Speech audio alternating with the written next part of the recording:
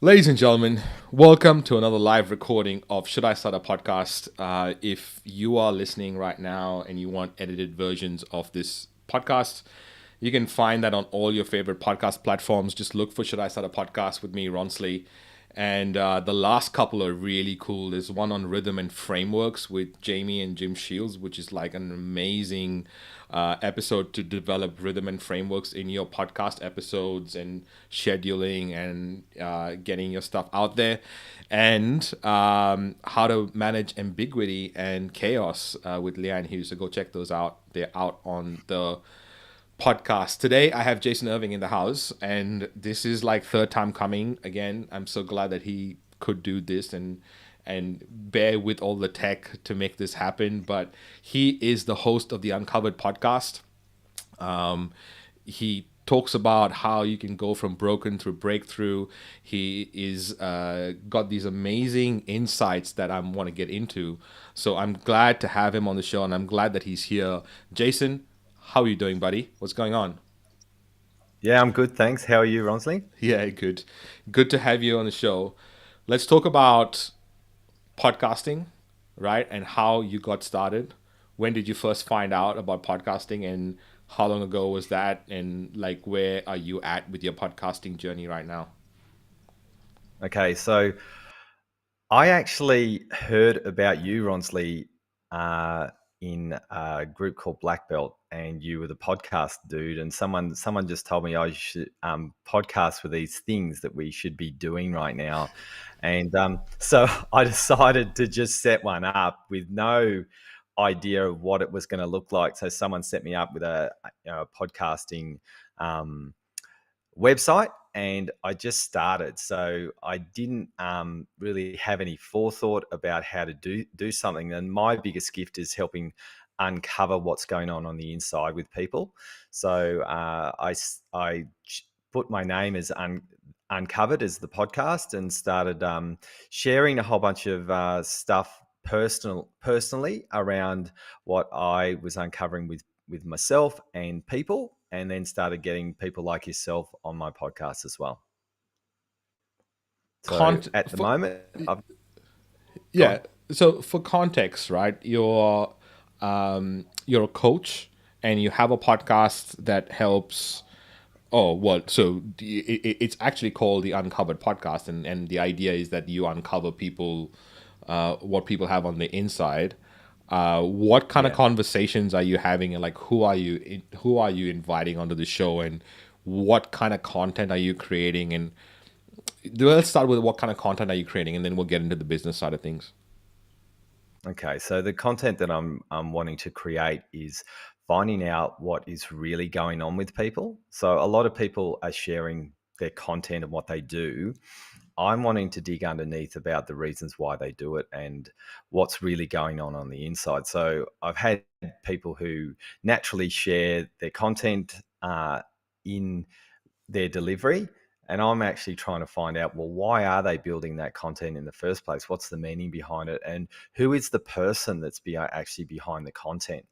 And I found it being really, really interesting. I have a lot of people just say, oh, wow, that was a really good. I wasn't expecting to talk about certain things that I spoke about during our conversation, because usually people are talking about what they do in their business and what's really important in their business. Whereas I'm actually trying to find out about, well, who's behind the business and the reason that people have started their businesses in the first place. So I spend a lot of time with business coaches, people who are in the health profession. My background is in the health profession, so lots of people who do health, and I also uncover some of the academy members that have broken through their paradigms. So quite often, it's looking at the things that we all find that are a little bit stuck in our lives, and uncovering those things so we can find out what's really going on in life. Yeah, sounds like it's right up your alley. It sounds like you're having fun, having the conversations and then seeing what comes out from there. Let's talk about what you do before you hit record. Like, what is your process before you hit the record button? How are you gathering the guests? Like, how are you putting that together? What is your scheduling procedure like? And then what are you preparing to ask them? Would love to get some clarity on how you're doing that right now. Okay, so when I'll have a look at people on Facebook, look at people who are big players in their given industry, and I'll just put a shout out and send them a message, or usually I'll be a friend of theirs on Facebook. They'll have reached out to me and said, "Hey, how you going?" And I'll look at their profile and I'll see that they've got some magic, and I just ask them, do they want to be on my podcast? So quite I've only had one no, and I basically, just schedule a time to catch up, and then I get them to fill out a form. So they fill out a form of who they are, what they do, and a little bit of a bio, and then we organise our date to catch up, press the play button, and it's pretty organic. So quite often I'll have some questions that I'll ask, but quite often the conversation goes where the person who is showing up wants to go. So depending on where they're at, it's pretty organic. So we have pretty much just a conversation about life and what's going on, and then finish the podcast, get it all edited, and put it up. So I love that I asked this question because I get an insight on what work is working for you, right, and how you're putting this all together. And I love that you have a process, and I love that you break it down. What happens now after you hit record? Have you changed your process when you started? Did you ever do it yourself, or were you always like outsourcing it? What is your process of after you've gotten the recording done? What happens with the edit? And then what happens with the content that you create? What do you create? Do you create show notes, images, reels? Like what's happening right now from all that? Yeah, so I used to do it myself, and I have a program called Wondershare. So I do all of the editing myself, clean up all the audio and all of those sorts of things. I now have an EA who does that for me, and she cuts it up into various segments and then puts it on our socials, which goes to various places, uh, LinkedIn, YouTube, and and Instagram, and obviously Facebook. And we just put it all over the place, and it gets done that way. So I have someone else providing that resource now to edit it and put little short snippets in. I haven't done reels yet, Ronsley. So haven't put all of those bits and pieces together, simply because I haven't really had the education like you do with setting up these podcasts. I mean, we're all business owners learning to be podcasters. It's like it doesn't come naturally to us, right? It's like we're constantly learning, and every episode, I assume that you do, you kind of going, oh, that's really cool. That really happened. Let's talk about that sort of journey as a podcast host. What stands out for you? Like what conversation stands out? What skills have you learned? Like just talk to me about what has that journey been like as a podcast host, because that is a whole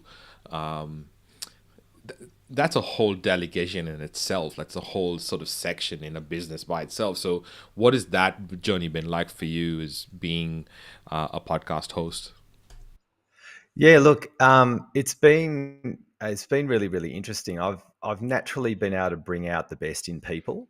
So what I've learned, the most amazing thing that I've learned as a host is actually just learning so much about how other people do things. So I've had some amazing people on my podcast, and basically I'm sitting there a lot of the time in awe of the way that they approach and how they do things. And I've basically there's some amazing people who've written lots of books, and I look and the way that they approach. I've quite often found amazing people who really just want to share, like me, who just want to share their magic, and they're really really doing well in business, and I basically am learning, strategies that people are sharing. I had a lady who uh, as a perfectionist coach, and she was talking about how to do perfectionism in a different way to the way I would do it. So I'm looking and just trying to find out how people tick and what they do, and just absorbing that. And some of the information that I receive, I'll put that into our academy and I'll share it as well. Got it. So you obviously, let's talk about the business side of things right now. Then now, how does the podcast at all influence the business, and how does it return? Does it return at all? Does it return on investment? Does it return on content? Does it return on engagement or distribution, on relationship? Like, what is the return on you doing these podcasts? Is it weekly that you're putting the podcast out? Yeah, I've been putting them out bi-weekly. So yeah, the return on investment's been interesting. I've had people who have listened to the podcast and joined our academy. I've had the opportunity to actually speak. Just last week, there was a guy, I think his name's Jason Pilgrim, who has been on my podcast, and I ended up talking in front of his crew last week in Sydney in a live event. And that's created some interest in our academy. And the week before, I had another guy who I jumped on his high level mastermind and did a bit of a talk about purpose in your problems. So that came out and about from the podcast show. So we had a little bit of a chat about, what do you do? What do I do? I've had some people.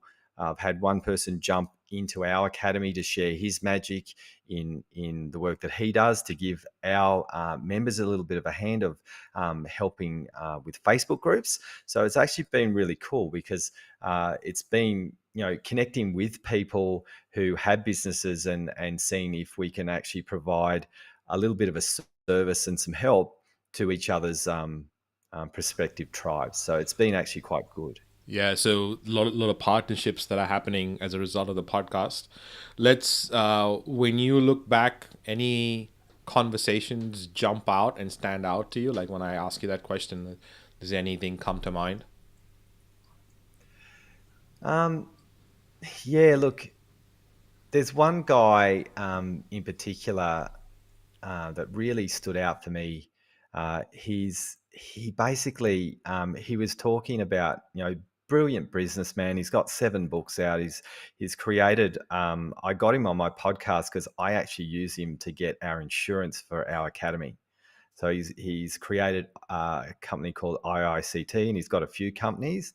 And all he spoke about, because he's a serial entrepreneur, and he's in a place where he's a lot older, and his focus is like this wise old man talking about the work that he does, and all he focused on that was really important to him, after being the person who everyone wanted, to being a contributor. So every single thing that he does, and this is what really hit me as well, was his level of want and his level of contribution was really, really important. There was another person that really hit me in that regard as well. His name's Simon, and he was talking the same way, is that how can you create something that's going to really serve your clients, and that service of the clients is actually always going to bring back your flavor, and what you bring to the table, you're always going to get it back. So these people who do massive contributions and they have a really deep care,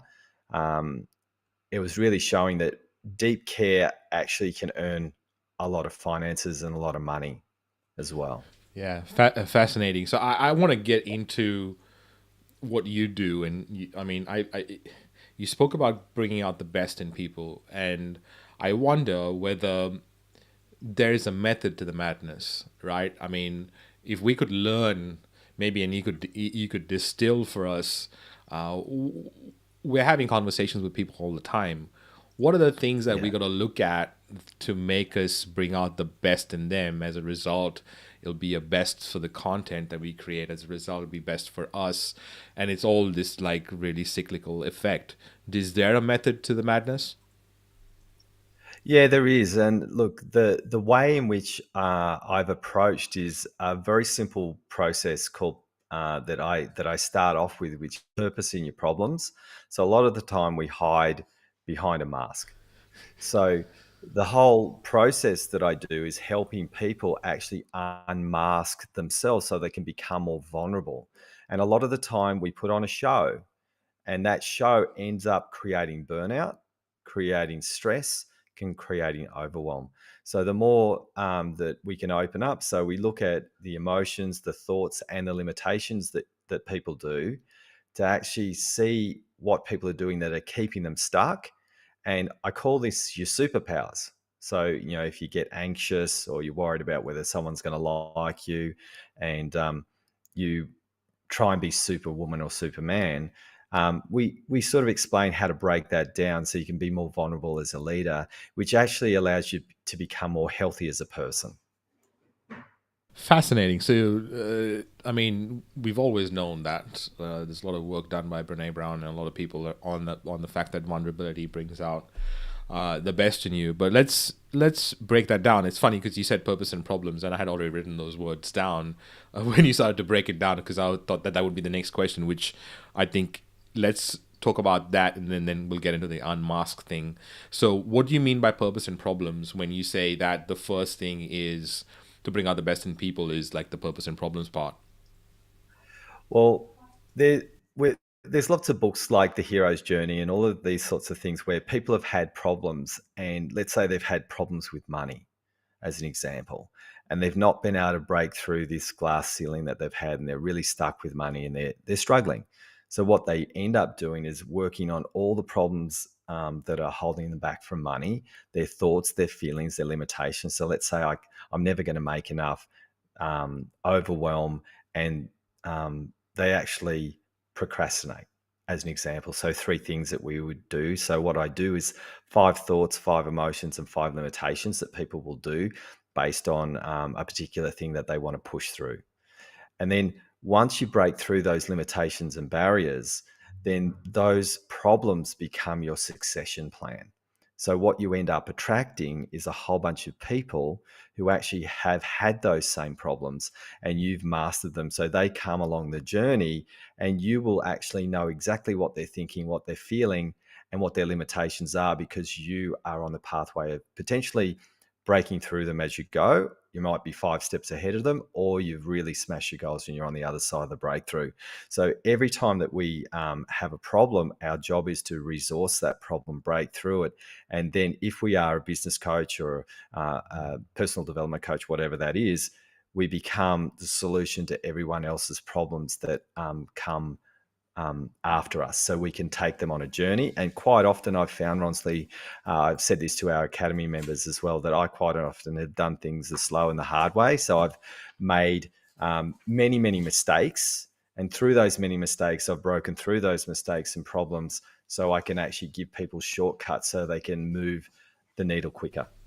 Yeah, I mean, I've got a dear friend. His name is Philip McKernan, and if you haven't consumed his work, you definitely should, because he says he's got this really great quote that I quote way too often. I think I quote it more often than he does.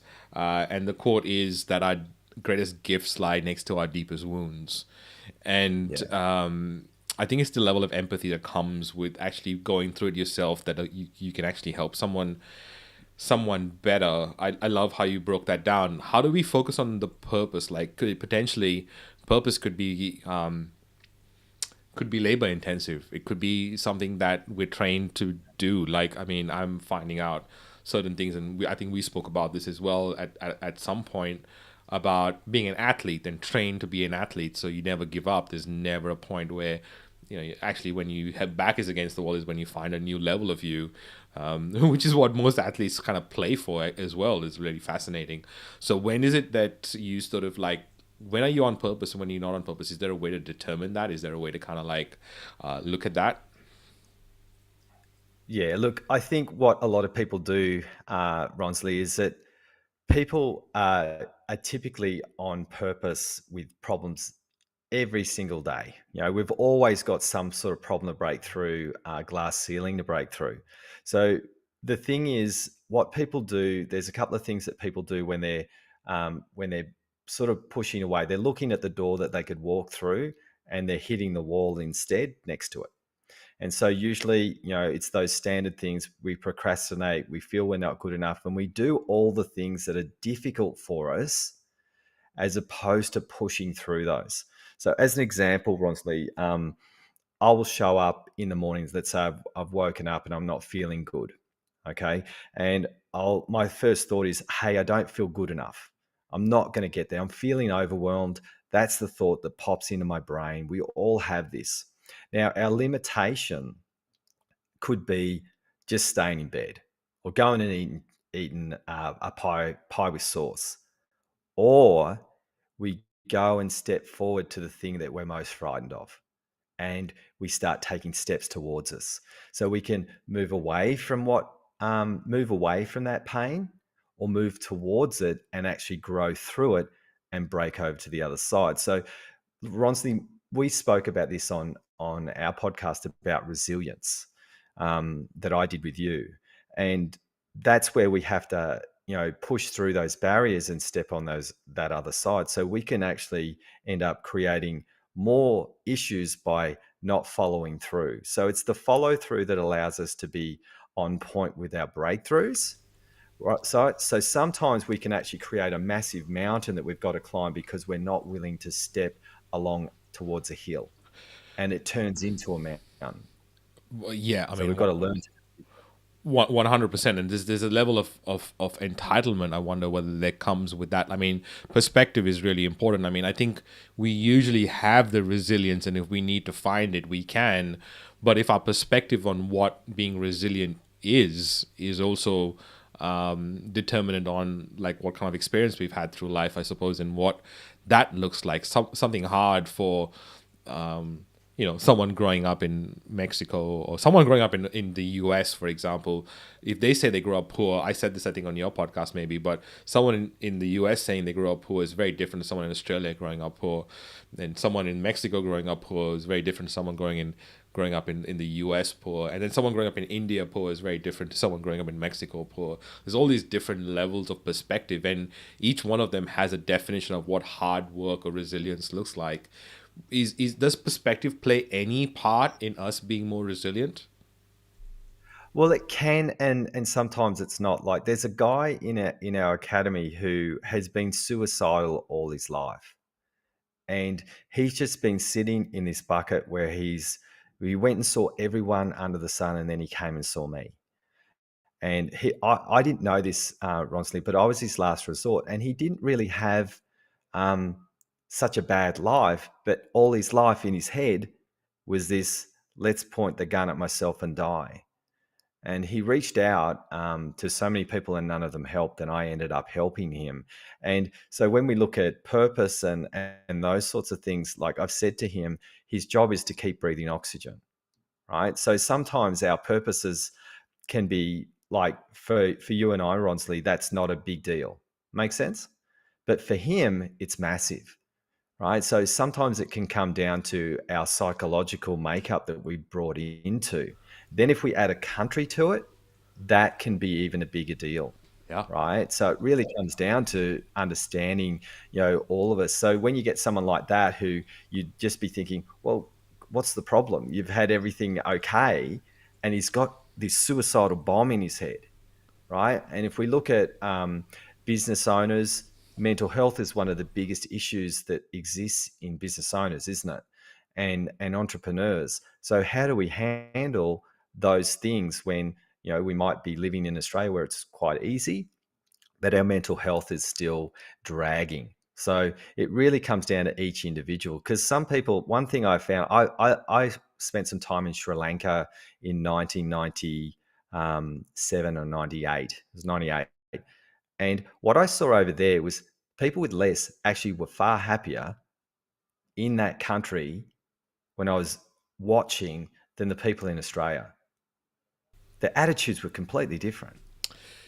Yeah, but I also do appreciate that we could have it good. So this has happened to me, and I think I wonder whether it happens to other people as well. So I'm gonna be vulnerable and express this because it has happened, and um, I have been in absolute luxury and felt like, oh my god, why is this happening? Like I feel really bad and black, and everything feels dark, and that's what you're talking about. So I can totally relate to what you're saying, and then I kind of go, I'm in business class flying on top of like these planets, this sort of these countries, and over these ocean, and I, in the most luxurious fashion that most people can. Why am I feeling like this? So I assume that's what you're talking about, where we don't know how. So can you break that down? So what I do assume is that other people are going through that also quietly in their own little bubbles and kind of going, is it okay to even express that this is happening to me? What happens if someone is going through that, and they can they do something to, like, I don't know, deal with that, or what's happening there? Yeah, look, one thing that I've found is that, when people like yourself, Ronsley, in business class, getting everything and doing everything amazingly well, like you do, um, we think that high life, that success is actually going to bring us this thing called happiness, but it doesn't. And this is where people, and I had a guy who was very, very wealthy, everything going well in his life, completely completely break down into a place where, um, and he didn't know what to do, Ronsley. He was in a place where because he put himself in a, in quotes, position of authority. This is where some of the guys, they'll come and see me and they'll say, "Hey, Jay, I'm a wreck." And this is where it just pops out of nowhere, because what we think is going to make us happy is actually not what's making us happy. And I'll talk about this. This is externalization, Ronsley. So what people do have created and built amazing things in the external world. They've externalized that idea and they've created it, and they should be happy because they've externalized all the things that everyone else would want. But at the end of the day, they're actually depressed and defeated in life, and they don't know why. So there's a guy called AJ who I had on my podcast, who ended up moving to Thailand. He created a 10-bedroom home, complete mess, and left the country because it wasn't what he thought was going to make him happy. Fascinating. I mean, one of the things that you're talking about is um, this this perspective as well is like such an important part in that process, because when someone is going through that, this has happened to me in another instance, and it's flipped on its head. And so what's coming to me is like, I remember I have no problem speaking on stage at any point. You just say, even put me on the spot and say, entertain these people for whatever time, no problem. But when I was, accepted to the TEDx talk, I was 6.5 weeks, and from the time I got accepted to when I had to deliver it, and I was really nervous. Like I was thinking of all these crazy things that would happen, that would happen on stage, and that was like, it was absolutely stupid to think about them, but they would keep coming up. And then 3 days before the actual TEDx delivery, I met a friend who was asking me how was it going and how's the preparation going, and I'm like, you know what, I'm really nervous. And I think I was bitching and moaning for like a few minutes, and then she said, Ronsley, it's not about you, right? And that shifted my perspective so quickly. Like I wasn't nervous anymore, and I wasn't nervous for the next 3 days. I was not nervous when I went on stage, and it was crazy because of that one line that I wish I could have had in other instances, that perspective quicker. Because that perspective just shifted everything for me. Is that what you're talking about? Yeah, so we go into that personal insight, or something's going on, and I think what you're talking about there with your experience, Ronsley, is doing what you're doing without putting yourself in the picture. You're looking and saying, "I'm here to help and provide a service." So when we do that, we're actually in far better shape when we're actually doing something for service, then we actually make it about ourselves. And I did this. I wrote a book. I got shown how to write a book in 3 days. It took me 4 years to get it published. Right? Because I did the same thing. Oh, geez, I don't want anyone to read this book. Who am I to read a book? And all of this sort of stuff. And then I got the book done, and it's done. The thing is, I was too scared with all our loops that we run, and we make it about ourselves, and this is our inner game. So these are the things that quite often, Ronsley, we don't talk about, that we don't want to hook into, we want to dismiss. So this is where people can over exercise, they overwork, and these things that once we actually start building our reservoir around this. So my actual first podcast, Ronsley, didn't get actually aired by someone. And the reason why is he asked me this question. He said, "What do you do when you're about to show up in a stage of 1,000 or 2,000 people? What do you actually do? How do you prepare? You know, you see the Tony Robbins jumps in the ice bath and does all of these things and push ups, sit ups, and all of that." And I looked at the guy on the podcast and I said to him, "I basically say this: it's going to be shit. No one's going to like it. No one's going to like me, and that's okay. I take one deep breath into those thoughts and breathe, and then I smash it." So I do the complete opposite to what everyone else is doing, which is concealment. And when I showed up to the last event with 70 or 80 people, that's actually what I said. I said, "I think you're going to think I'm stupid. It's not going to be any good. The stuff I'm going to be sharing with you guys is not going to make any sense. And this is how I'm showing up today. I'm just being really vulnerable with you guys." And they were just looking at me going, "Oh, okay." And it opens up a doorway and a pathway, because we all have these thoughts and feelings. And when you air them, it creates breath. But when you don't, you create stress. Huge. Ladies and gentlemen, if you want more of that, the inner game work, go and check out Jason's podcast. It's going to be in the show notes, in the links. But if you're listening right now, whether you're listening to the live or the recordings on all the platforms, and you think that you want to have a better insight on the inner game, go and check out his podcast. And I think you've also got a book, and you like, it's Broken to Breakthrough. It talks a lot about how you can actually use the moments of brokenness to make breakthroughs. Can you talk about a little bit about that? Yeah. So basically, I talk about our personalities, our emotions, our thoughts, those sorts of things that actually we conceal them. What are the things that comes up that actually allows us to break through? So things like depression, despair, and all of these things that people don't like. I explain the magic of them. So in that book,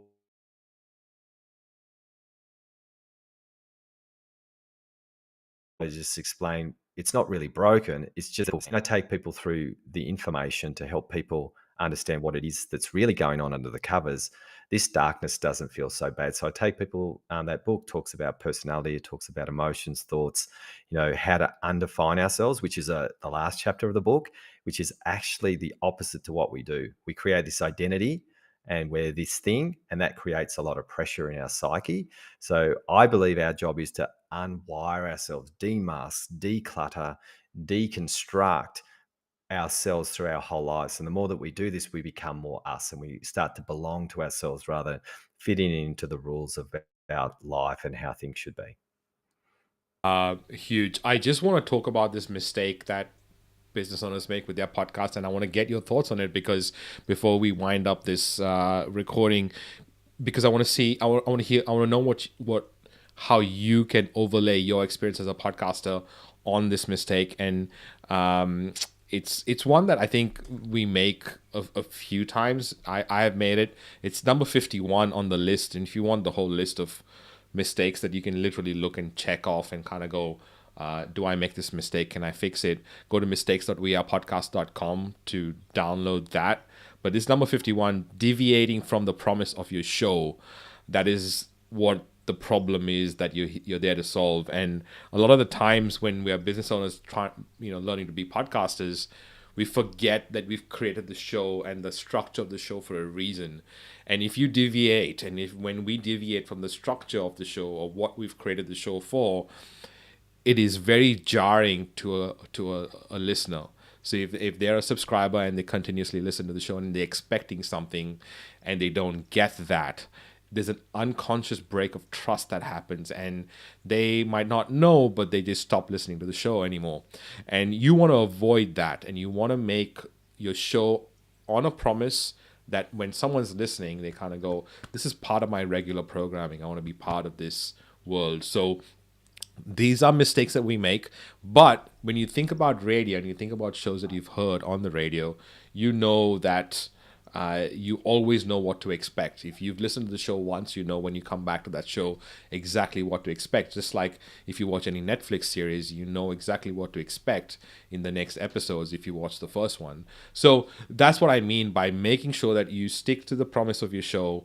And it is just something that you got to be aware of, and make sure that you do. Jason, I'm curious to hear what your thoughts are on that, and if you've seen that happen and creep up into your podcasting journey. Yeah, look, I think what people do, Ronsley, and I've done this for sure. You've caught me. So what we quite often will do is we get excited about a new idea, and then we want to share it on our podcast.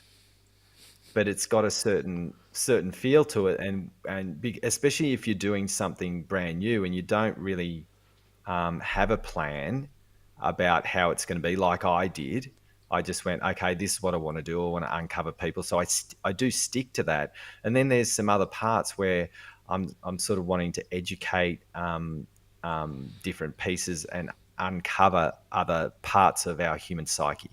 So it's a real challenge to know how to do that, because I just started the podcast and went, okay, it's going to be called Uncovered, and away we go.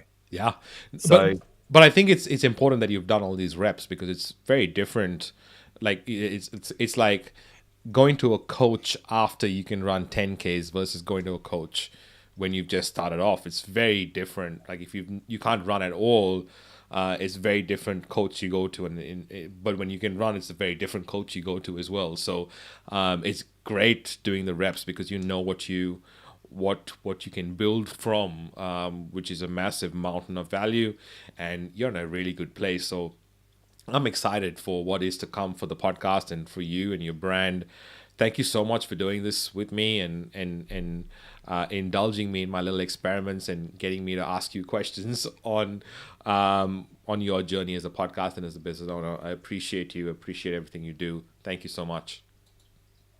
yeah, Rosalie, I really appreciate the opportunity to be on your podcast today, because you're one of those people that I knew a long time ago, and I just was super inspired by, and having you on my podcast was just a great yes. And I feel really grateful that I've had the opportunity to be on yours. So thank you so much.